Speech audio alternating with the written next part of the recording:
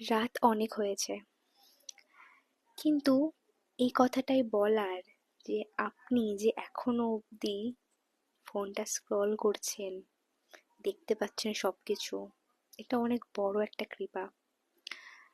এবং পরের দিন সকালে যে সূর্যোদয় দেখতে পাবেন, সৌভাগ্যবশত বুঝে নেবেন যে ভগবান কৃপা করেছে তাই দেখতে পাচ্ছেন।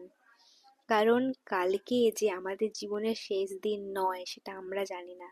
তার জন্য সবসময় রাত্রে শোয়ার আগে অবশ্যই সকলের থেকে ক্ষমা চাইবেন, এবং অবশ্যই গুরুদেবের নিকট, বৃন্দাবনের নিকট, সমস্ত ধামের নিকট ক্ষমা চাইবেন। সারা দিনে আমরা লোকেদের নামে অনেক ভুল ভ্রান্তি উল্টো পাল্টা কথা বলতেই থাকি, শোনাতেই থাকি। এগুলো করে শোয়া উচিত নয়। এবং নিজেদের কাছের মানুষদের সাথে, প্রিয় মানুষদের সাথে ঝগড়ার অশান্তি যদি হয়েও থাকে সেটা মিটিয়ে নিয়ে ঘুমানোর চেষ্টা করবেন। হয়তো এটাই আমাদের শেষ দিন, কিছু ঘন্টাই আমাদের হাতে আছে, পরের দিন আমরা সূর্য উদয় আর দেখতে পাবো না। হতে তো পারে অনেক কিছুই।